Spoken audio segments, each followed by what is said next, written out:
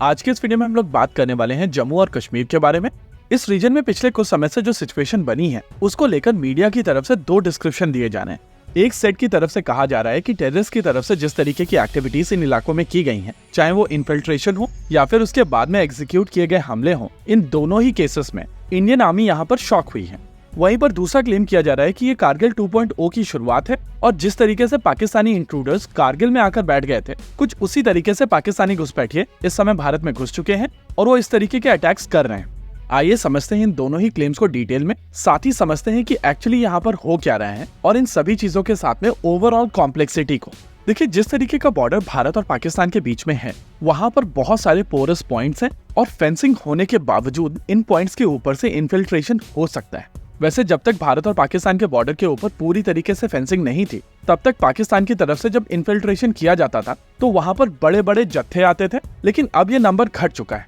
वहीं दूसरी ओर जब अफगानिस्तान से यूएस गया था तो वहां पर पाकिस्तान के जो टेररिस्ट ऑपरेट कर रहे थे वो प्रैक्टिकली जॉबलेस हो गए थे और ये चीज हम सभी मान रहे थे कि वो टेररिस्ट भारत की तरफ आएंगे। वैसे इलाके की जिस तरीके की मॉनिटरिंग भारतीय सेना और बीएसएफ की तरफ से की जा रही थी, उसके चलते इनका इन्फिल्ट्रेशन बहुत ज्यादा नंबर में नहीं हुआ, लेकिन पिछले 1.5 साल में लगभग 40 टेररिस्ट ने इन्फिल्ट्रेट किया और इन्फिल्ट्रेशन के बाद में इन्होंने लोकल रिक्रूटमेंट शुरू किया। अगर आप अटैक्स को ध्यान से देखेंगे तो आपको समझ में आएगा कि कई जगहों पर अटैक्स कुछ इस तरीके से हुए थे जहां पर बैटल हार्डन मिलिट्री टैक्टिक्स को देखा जा सकता था और इन लोगों के अटैक्स टिपिकल टेररिस्ट वाले अटैक्स नहीं थे। ये लोग अटैक करते थे और उसके बाद निकलकर भागने की कोशिश करते थे। आमतौर पर टेररिस्ट जब भी अटैक करते हैं तो उनकी तरफ से कोशिश की जाती है कि मैक्सिमम डैमेज किया जाए और इवेंचुअली वो अपने आप को उड़ा देते हैं। इन सभी अटैक्स को अगर आप ध्यान से देखेंगे तो आपको समझ में आएगा कि टेररिस्ट के पास में काफी अच्छी खासी इंटेलिजेंस थी और उनको एग्जैक्टली पता था कि कौन सा कॉन्वॉय कहां पर, कितने समय और किस तरीके के व्हीकल्स के साथ में जाने वाला है। ये चीज हम सभी जानते हैं कि किसी भी पॉइंट ऑफ टाइम पर भारत की सेना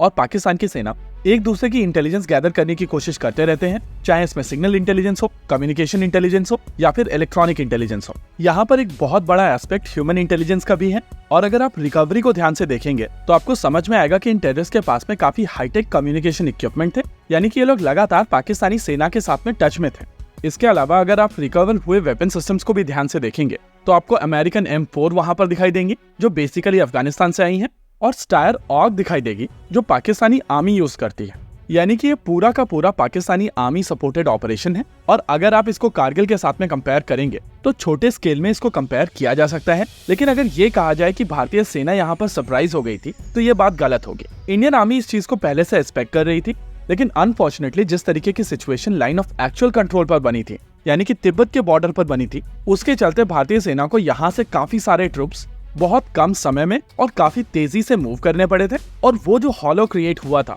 उसका फायदा इन लोगों ने उठाया है। लगभग इसी पॉइंट ऑफ टाइम पर भारत सरकार की तरफ से भी कोशिश की जा रही थी कि जम्मू और कश्मीर रीजन में भारतीय सेना की प्रेजेंस को थोड़ा कम किया जाए और इसी वजह से दूसरी जगहों से रिजर्व्स को यहाँ पर नहीं बुलाया गया था। लेकिन अब भारत सरकार और इंडियन आर्मी की तरफ से यहाँ पर रिजर्व्स को बुलाया जा रहा है और ये रिजर्व्स नॉर्दर्न कमांड और वेस्टर्न कमांड से आ रहे हैं। आमतौर पर जो लोग एक्टिविटीज को मॉनिटर करते हैं उनको पता होगा कि इंडियन आर्मी की तरफ से इस इलाके में लगभग 2 महीने पहले से हेरन टीपी ड्रोन्स का प्रयोग किया जा रहा है और यहाँ पर लगातार सर्च पैटर्न्स बनाते हुए इनके ट्रैक्स को देखा जा सकता है। यानी कि ये चीज इंडियन आर्मी के लिए सरप्राइज तो बिल्कुल नहीं था और यहाँ पर पाकिस्तानी आर्मी की डायरेक्ट इन्वॉल्वमेंट है, ये चीज भी जनरल द्विवेदी काफी पहले बता चुके थे। ओवरऑल एक पॉइंट ऑफ टाइम पर भारत की पॉलिटिकल लीडरशिप चाह रही थी कि जम्मू और कश्मीर रीजन से ट्रुप्स को कम किया जाए, लेकिन उसी चीज का फायदा उठाते हुए पाकिस्तान की तरफ से अपना इन्फिल्ट्रेशन बढ़ाया गया और इन एक्टिविटीज को कंडक्ट किया गया। वैसे अगर भारत और पाकिस्तान के बीच में वो सीज फायर नहीं होता तो जिन लॉन्च पैड से ये लोग आ रहे थे वहां पर 155 मिलीमीटर के शेल्स गिरते,